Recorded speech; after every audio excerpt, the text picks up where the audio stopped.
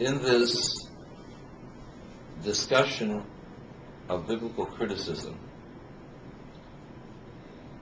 the 19th century, early part of the 20th century saw evidence that seemed to be condemning of anyone who believed in the truth of the Bible.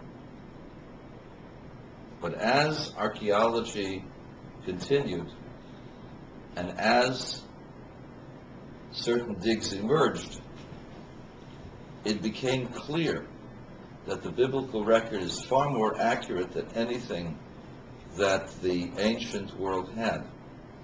And to this day, the bias against the Bible still exists within the university. Instead of giving the benefit of the doubt to the Bible, they give the benefit of the doubt to the scholar, so-called scholar, and to the records of the Babylonians and the Egyptians. There has to be a balance that's created. There's plenty of evidence that backs up the biblical record. And of course, there may be questions that we don't have answers for. There are questions that I have no answers for. But there are glaring examples of biblical criticism that has been disproven, that continues to this day. I'll give you two of them. One is the story of Joshua and Jericho. All of the biblical criticism books claim that Joshua did not capture Jericho at the time that Joshua entered the land. That Jericho was devastated 200 years prior to Joshua coming into the land, and either this was a previous foray of the Hebrews into the land, or else Joshua took the glory from some other king and laid it upon his own shoulders. Now, the story of Joshua is very dramatic, the story of Jericho. And I even met a man who had never studied Bible, who had dreamt of the process of capturing Jericho, going around the city 7 times, and the blowing of the shofar, and the earthquake, breaking down the walls. That doesn't prove anything. But they did find, about 10 years ago, they found a dig, an area to the side of the major dig of Jericho, where they discovered a city that was 200 years younger than the dig.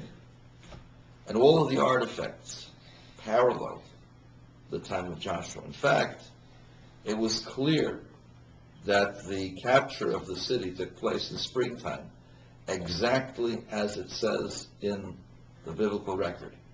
For they found sealed jars of fresh grain. Fresh grain is harvested in the springtime. You can tell the difference if it had been fresh when it was sealed or whether it had been dried out. And the grain was fresh. And that's because the harvest starts in springtime, starts Passover time, just as the book of Joshua says. And in fact, the walls looked as if they had collapsed by an earthquake. And the artifacts were all contemporaneous with the time of Joshua. And this is still not publicized. There was a recent article by Newsweek magazine claiming, as the biblical critics did 70 years earlier, that the story of Joshua was just someone claiming somebody else's glory to himself. A second instance of this was the claim that the story of Rebekah at the well was an anachronism, that Rebekah could not have seen a man with camels, for camels had not been known in the ancient world at that time. Later, subsequent digging showed that in a city called Ugarith, there had been camels, and these were contemporaneous with Abraham. And in fact, the fact that in other cities there were no camels, and only in rare cities were there camels, actually tells you why this was such an exciting thing to happen. When Eliezer comes with his camels, Laban, Rebekah's brother, runs to see him. Why is he running? The answer is because anybody who has a camel must be extremely wealthy, because camels are rarer than Rolls Royces. And he's coming with 10 of them. Can you imagine a fleet of limousines, stretched limousines, coming to pick up your sister? What people would imagine, would be thinking. And this has not been recorded in the biblical criticism record. This has been relegated only to the knowledge of people who try to defend the Torah. But let me just end this particular section. Biblical criticism legitimately asks questions, but the answers and the conclusions aren't necessarily what they conclude. We have found that the biblical record is extremely accurate far more than anything that the ancient world has offered. And we believe that in the future, the biblical record will be totally vindicated. Certainly, the advent of the computer and the analysis of the computer has shown the uniqueness of the Jewish Bible, and all of the machinations that you can find, all kinds of codes in the New York Times. You can find anything in a large body of material. But the kind of material that they have found in the Bible, in the 5 books of Moses, defy description. And it is not that they have found codes. It's the number of codes. It's the accuracy of the codes.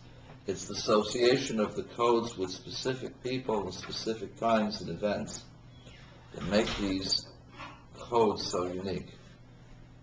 As the rabbi said many years before the advent of the computer, Istakel ba'oraita uvra alma, that God looked in the Torah and created the world, that the blueprint of the world are the words of the Torah. And for close to 2,000 years after that statement was made, nobody understood how that was possible. And today, we see how that is plausible, and how indeed it's the source of existence of the world.